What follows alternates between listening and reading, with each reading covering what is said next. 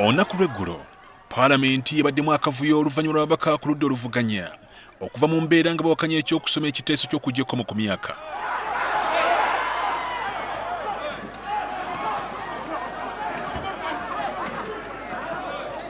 Bano era bategeezezza nga Minisita Ronald Kibuule bwe yabadde ayingidde n'emmundu mu Paalamenti kye bagamba nti kyabadde kya bulabe.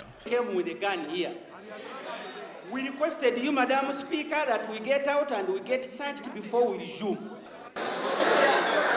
Speaker yawaliriza n'okulagira ababaka bakeberebwe okuzuula oba waliwo alina emmundu. Olwaleero Speaker avuddeyo ku by'emmundu ebyayogeddwako eggulo.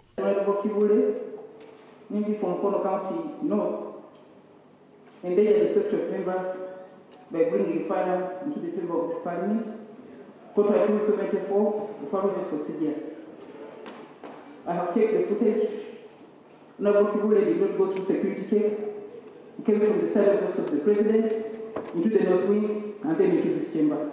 Kyokka NTV yayogeddeko ne Minisita Kibuule olwaleero ng'olutalo lwa Paalamenti olunatandika n'ategeeza nga bw'atagenze mu Paalamenti na mmundu. Emmundu sirina kye njeetaaza mu Paalamenti era si nkola yange kubeera na mmundu.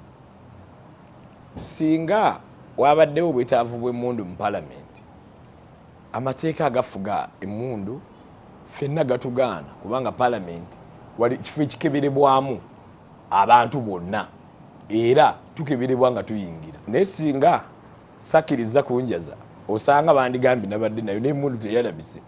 Tubuuzizza ono lwaki yagenze wa Sipiika emirundi egiwera ng'alinga aliko obubaka bw'atwala. Nze ogenda okwebuuza ku Sipiika sirina musango gwe nziza ng'omubaka wa Paalamenti nzikirizibwa okwebuuza ku Sipiika ekyo kye mba sitegedde. Ono era tumubuuzizza endowooza eri mu bantu abamu nti yeetwala okubeera nti takwatwako. Bwe neesimbawo mpangula abanvuganya ne mu kkooti bagenda nimbawangula. Kakati ekyo kikakasa bukakasa ndyantakyebo mukungezaako ku neesimbako mu byobufuzi. Kibuule aweereddwa okumala entula za Paalamenti 3 nnamba.